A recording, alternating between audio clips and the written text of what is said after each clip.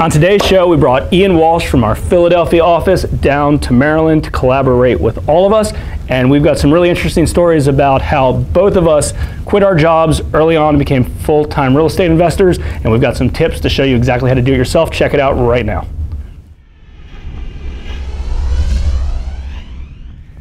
When is the best time to quit your job and invest in real estate?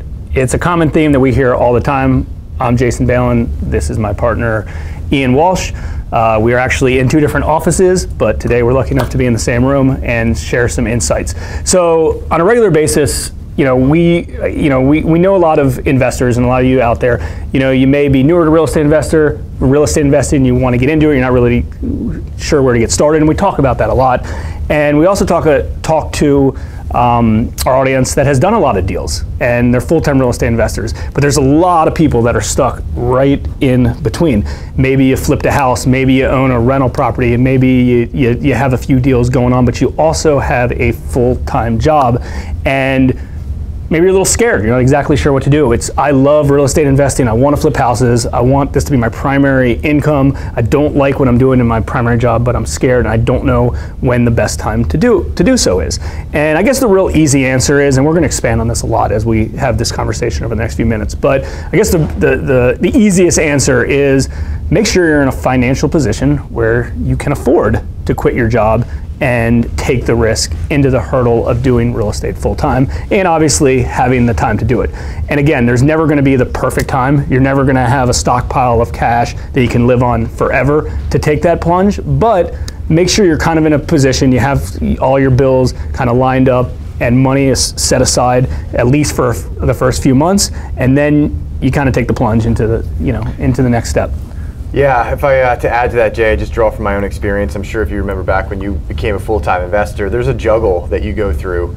And if you don't juggle correctly financially, you end up in a position where you're basically just fighting the clock financially, right? So if you have your savings and it's not enough, and it's usually, you need more than you probably think, you're basically just saying, I'm going to go out, I'm going to generate income, and I'm going to live off my savings. And if that savings burns through, if you didn't plan properly, you're going to end up right back to where you started, right? So now so you went from ambitious and excited to didn't plan correctly, you were in a dreaming state, you went out there, you tried a few things, you realize it's hard, it's hard to make money in this business, and then you're fighting the clock, you're making poor decisions, you're back at getting a new job, and you've probably lost some of that steam. But if you plan correctly and you have the right savings and the right cash flow in place prior to going into it, which includes working, I remember when I did it, I had a job that was paying and I was doing this. I mean, it was work during the day and work at night, right through the weekends. There was nothing that was going to stop me going full time, but I made the right decision and I saved a lot of money to do it. But once you get there and if you plan properly,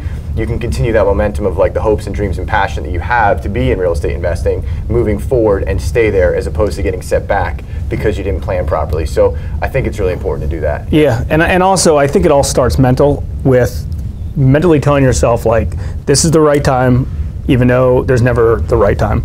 Just there isn't. You can always convince yourself that it's not. Everything, it's the wrong time and the right time. Yeah. At the same time. I know that sounds kind of funky, but it is. But mentally, if you tell yourself, just like anything else, that you're ready to go, you will go and you will make it, because you don't give yourself a choice. And hey, if you got to burn through your savings, you burn through your savings and you make it work. It's just like kind of, setting a goal that you don't hit. If you didn't hit a goal, it's because it's not important enough to you. So if you want this bad enough, you'll make it happen. Yeah, you set a plan of action, right? You come out of the gates, you have your full-time job that you're moving away from, you've done your research, maybe you've done a few deals at this point, you know that the situation is obtainable. I would say if you set a plan out, or at least for me, I would have said, hey, I look at a 1 year out from this moment of transitioning from a job to a full-time real estate investor. And that was enough for me, with some momentum of being in the game, working nights and so forth, to do it. And it's exciting when you do it. It really is. I think the part where you said there's no right time, no wrong time, I think what you're interacting with is your internal fear. And I think it's natural. Everybody's going to have it. You're going to go from this stable position of I walk in and every day somebody's got my job outlined for me, to I wake up tomorrow and there's nobody to answer to, which sounds really exciting. But the reality is that's also scary for a lot of people. You sit around, you wake up in the morning and you're used to getting dressed and driving to the office, and you sit at your house and you say, okay, what am I supposed to do now? What do I do now? So, and that kind of leads us into what kind of to expect. And you know, when you're a full-time entrepreneur, you're a full-time real estate investor, and not just, you know, a weekend warrior or whatever. You know, because things change. You know, all of a sudden when you're a business owner, the stuff that you're worried about is extremely different. You know, you can't just micromanage a job, a construction job. Let's say you're flipping a house, day in day out. It doesn't work. There's so many other things you need to concentrate on: marketing to find new opportunities, bookkeeping, accounting, setting that stuff up. Maybe potentially hiring an employee. Internal employee or maybe a virtual assistant, but your job, your role changes when you're the actual business owner, and not just, again, going back to that term, weekend warrior, kind of flipping a deal on the side.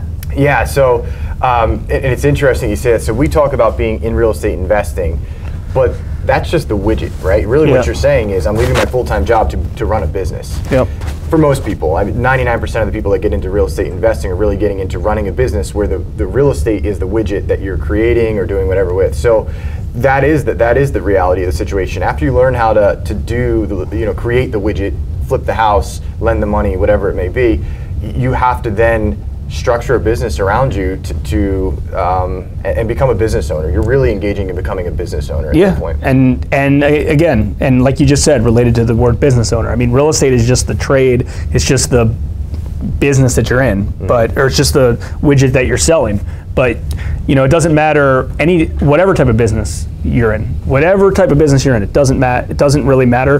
These key principles, they follow it for whatever you're selling. It doesn't matter. So let's just real quick go through, let's just say a timeline of I'm thinking about quitting my job until I quit my job, and then, you know, of what people can expect. Obviously, the mental side of things. I think I want to do this. I'm mentally preparing for this. The next thing besides mentally preparing, and I believe mentally preparing is like the most important thing by far. But because if you can't convince yourself and you don't have up here that you're able to do that, you can't. I mean, it's just like playing golf with a 3-foot putt. If you don't think you can make that putt, you're not going to make it. Yep. A 3-foot putt's like this. It's not that far. It's a gimme. And every single person, even the best golfers, miss that because they don't have the confidence of it. So the mental side is so important. The next set is goal setting. And if you've ever heard any of us talk about goal setting, you set your goals with the end in mind and work your way back. Because if you don't set your goals out here, what the heck are you doing every day? So setting goals of, cool, well, my first year I want to flip 5 houses and I want to buy 1 rental. Great. If that happens, then you know that you got to start doing marketing things, these many marketing things after that. So I would say first mental, then goal setting. Yeah, I would go back to the, and sticking with the mental end of it is, it's really important, and goal setting, it's really important to have obtainable goals, I think, to not offset what you're trying to do. So if I say in my first year I'm going to come out of real estate investing, and I'm going to make $100 million, and I've never flipped a house before, what you're going to basically do is set yourself up for failure mentally. Absolutely. Right? So the struggle with running your own business and not having answering to somebody is a double-edged sword, in that you are your own worst enemy. You are going to beat yourself up or praise yourself to a level that you've probably never experienced. So having those goals to be obtainable are, I want to say, it's a little bit of a pat on the back, a little bit not of a letdown, which builds over time. It's not about the one big deal you do. It's about little votes of confidence that add up to make you, through experience, really good at what you do. So setting obtainable goals is extremely important for your mental health while you're doing this. Yeah, no, I 100% agree. So hopefully, if you're on the ledge right now of, hey, I mean, there's a lot of people that we know that flip houses part-time or own rental properties part-time, and I get it. And the reason we're talking about this subject is because I get it all the time. It's like, can you help me take it to the next level? I'm tired of doing this job over here. I'm making good money over here, and I've got some rentals, but I need to just do a little bit more, and then I'm in a good financial situation. How do you do that? And I hate to be the one to tell you this, but owning a business is hard, and being an entrepreneur is hard, and it's scary. And you need to have mentally be strong and proactive and have goodwill. And if you have all those things and you have, the passion to do it, you'll be successful, because that's what it is. If you're successful in your job right now and you don't like it, I mean, think about that. You don't like this job over here and you're successful in it. What's going to happen when you like a thing you're doing here? You're going to be more successful. So don't let that scare you. Yeah, I'm a big advocate, especially, you have two situations. One is you want to follow your passion, and two is in a job that you may not like. So I always believe that people change the most when they're at the point of the most pain. So with their pain being the changing factor of the job, would you rather sit in the job that you don't want to do for the rest of your life, or take the chance and change if you're mentally prepared to do so? What's scarier, sitting in that job forever or taking the chance to change? Yeah. So everybody's going to answer that question on their own, for sure, because it's a very personal question. But that's when most people will find themselves making that change or taking that step. Well, the good news is that real estate investing is a proven model, and it clearly works. So don't let that scare you. The other good news is there's a lot of dummies in real estate investing that make a lot of money. So you are a lot more capable of them. So those are two good takeaways right now to hopefully give you some confidence to take it to the next level. As always, any comments that you have, we really want to grow the community. Feel free to comment below related to, maybe you're an investor and you want to, take the plunge, but you're a little bit scared. Type those in below, and happy to answer, either ourselves or some other full-time real estate investors. Like, comment, share, subscribe. Again, thanks again.